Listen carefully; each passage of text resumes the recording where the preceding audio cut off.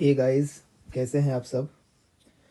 तो बेसिकली हम लोगों ने मॉडर्न इंडियन हिस्ट्री का ये कोर्स स्टार्ट किया है जिसमें हम लोग हॉलिस्टिकली पूरे बेसिक से मॉडर्न हिस्ट्री को कवर करेंगे, जो आपके एग्ज़ाम पॉइंट ऑफ व्यू से रिलेवेंट और इम्पोर्टेंट होगा उसको।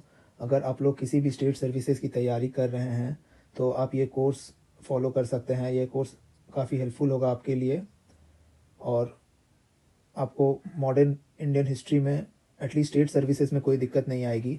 हाँ, अगर आप यूपीएससी की तैयारी कर रहे हैं तो आप इसको एज अ बेस समझ के अपना एक सॉलिड फाउंडेशन बना सकते हैं, ताकि आप फ्यूचर में कोई भी किताब पढ़ो तो आपको वो समझने में दिक्कत ना हो।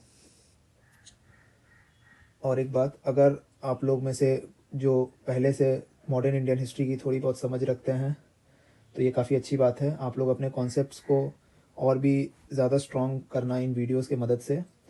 और अगर आप में से कोई है जो बिल्कुल ही नहीं जानता कि मॉडर्न इंडियन हिस्ट्री किस चिड़िया का नाम है, तो ये उससे भी अच्छी बात है। बस आप लोग इन लेक्चर्स को फॉलो करो और जैसा जैसा बताया जा रहा है वो करो। आप लोगों को एटलीस्ट मॉडर्न हिस्ट्री में कोई भी दिक्कत नहीं आने वाली है। इन वीडियोस का स्ट्रक्चर कुछ इस प्रकार का होगा कि पहले हम लोग कॉन्सेप्ट्स को पूरे बेसिक से डिस्कस करेंगे और एंड में उस पर बेस्ड क्वेश्चन आंसर जो लास्ट 8 to 10 ईयर्स में अलग अलग स्टेट सर्विसेज में पूछे गए हों उसको कवर करेंगे। अच्छा, ये हमारे इन लेक्चर्स का मीडियम बाइलिंगुअल होगा ताकि किसी को भी समझने में कोई दिक्कत ना हो। So without further ado let's start our session. अच्छा, तो कुछ भी डिस्कस करने से पहले सबसे पहले एक बेसिक सा question, what is history. History क्या है? तो आई एम श्योर जितने भी लोग हैं यहाँ, हर किसी ने अपने बचपन में हिस्ट्री तो पढ़ा ही होगा। सो अगर इसका सबसे बेसिक सा डेफिनेशन देखा जाए तो study of past is called history, हम लोग कह सकते हैं, राइट। कोई भी समाज, कोई भी देश आदिकाल से लेके अब तक कैसे इवॉल्व हुआ है उसी को हम लोग हिस्ट्री में पढ़ते हैं। ऐसे ही इंडिया का भी हिस्ट्री क्योंकि काफ़ी वास्ट है तो हम लोग इसे 3 पार्ट्स में डिवाइड कर सकते हैं। पहला है एंशिएंट इंडियन हिस्ट्री, दूसरा है मिडिएवल इंडियन हिस्ट्री, तीसरा है मॉडर्न इंडियन हिस्ट्री। सो एंशिएंट इंडियन हिस्ट्री क्या है? तो इंसान का जब जन्म हुआ तब से लेके डेथ ऑफ हर्ष जिन्हें हम हर्षवर्धन के नाम से भी जानते हैं, वो एंशिएंट इंडियन हिस्ट्री में कवर होता है। तो मिडिएवल इंडियन हिस्ट्री का टाइम फ्रेम देखें तो 1647 से लेके 1757 तक, जो कि बैटल ऑफ प्लासी है, राइट। और मॉडर्न इंडियन हिस्ट्री का टाइम फ्रेम देखें तो 1757 से लेके अब तक। तो बेसिकली इंडियन हिस्ट्री को हम लोग इन्हीं 3 पार्ट्स में पढ़ते हैं। तो इस कोर्स में हमारा main focus modern Indian history पर रहेगा। बाकी के एंशिएंट इंडियन हिस्ट्री और मिडिएवल इंडियन हिस्ट्री हम लोग बाद में कवर करेंगे। तो अच्छा, तो एक डिबेट काफ़ी रहता है लोगों में कि हम लोग मॉडर्न इंडियन हिस्ट्री किस पीरियड को कंसिडर करें, यूरोपियंस के आने के बाद से लेके अब तक को या औरंगजेब के मृत्यु से लेके अब तक को। तो काफ़ी लोगों का अपना अपना राय है। इस कोर्स में हम लोग बेसिकली जब यूरोपियंस इंडिया में आए तब से लेके जो भी डेवलपमेंट्स हुए हैं उस पूरे को हम लोग कवर करेंगे। तो सबसे पहला क्वेश्चन ये उठता है कि आखिर यूरोपियंस आए क्यों इंडिया में, राइट। तो इसका एक सबसे बेसिक सा रीज़न तो ये होता है कि हमारा देश स्पाइसेस के लिए काफ़ी फेमस था, प्लस हमारे देश में हैंडीक्राफ्ट्स काफ़ी मशहूर थे उस टाइम, जो कि यूरोपियन मार्केट में काफ़ी अच्छे प्राइस में बिकते थे। तो ये एक पहला रीज़न है यूरोपियंस के हमारे देश में आने का। लेकिन जो दूसरा मुख्य कारण था वो था fall of Constantinople to Ottoman Turk in 1453, right. अब 1453 में ऐसा क्या हुआ था? तो अगर हम लोग रोम की हिस्ट्री को उठा के देखें तो सबसे पहले तो ये जान लीजिए कॉन्स्टेंटिनोपल जो है वो मॉडर्न डे इस्तांबुल है, ठीक है, जो कि टर्की में है, राइट। तो अगर हम लोग टर्की का मैप अभी देखें तो हम लोग ये देख पाएंगे कि ये हो गया हमारा टर्की, ठीक है। ये जो पोर्शन है, ठीक है, यहाँ पे इस्तांबुल है, ये हो गया हमारा इंडिया, ठीक है। तो ये जो डॉट दिख रहा है आपको, ये कॉन्स्टेंटिनोपल है जो अभी इस्तांबुल के नाम से फेमस है। तो ये जो कॉन्स्टेंटिनोपल है ये पहले बाइजेंटाइन एम्पायर का पार्ट हुआ करता था। अब बाइजेंटाइन एम्पायर क्या है?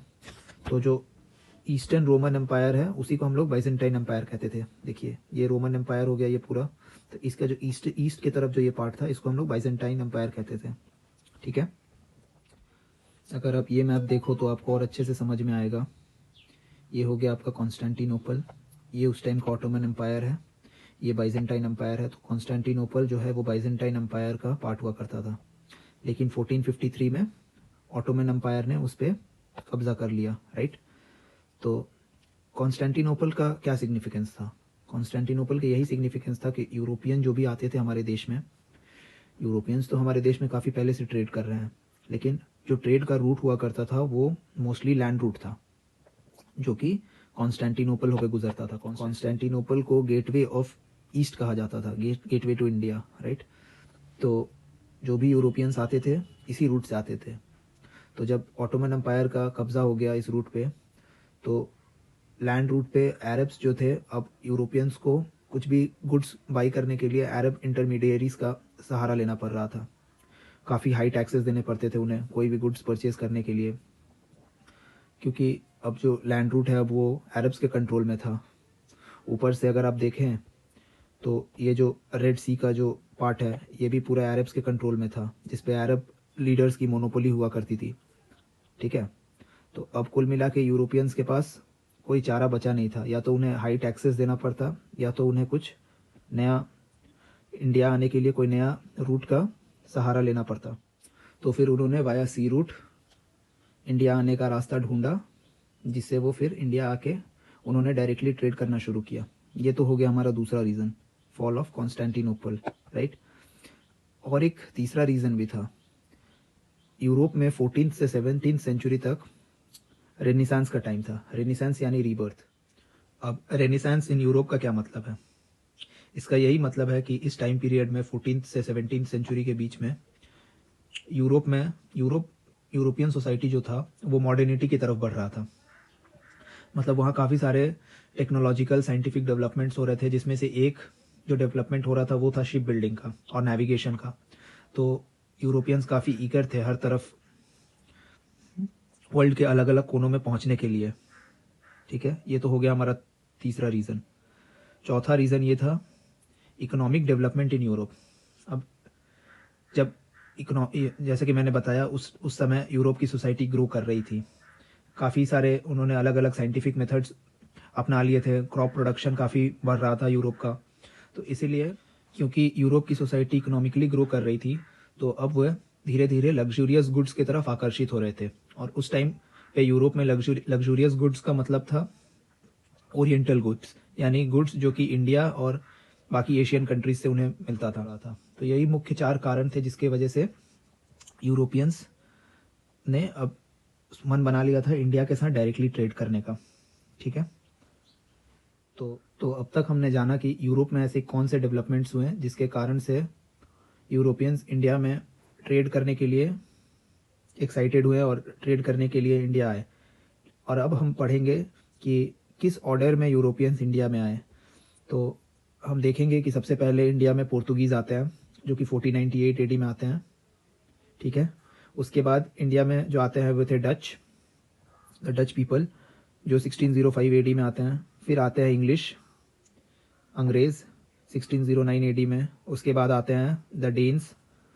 अब द डेन्स डेनमार्क के लोगों को कहा जाता है, ठीक है, जिनकी लैंग्वेज डैनिश होती है। वे आते हैं 1620 में। और उसके बाद आते हैं द फ्रेंच 1667 में। तो यही मुख्य 5 यूरोपियन पावर्स थे जो इंडिया में आए अपने देश के ट्रेड को बढ़ाने के लिए। और इनमें से जो सबसे इम्पोर्टेंट आप सभी को पता है वे थे इंग्लिश। अब हम 1 by 1 सबको इंडिविजुअली डिस्कस करेंगे कि जब ये यूरोपियंस इंडिया में आए तो इंडिया में क्या क्या डेवलपमेंट्स हुए हैं। ठीक है।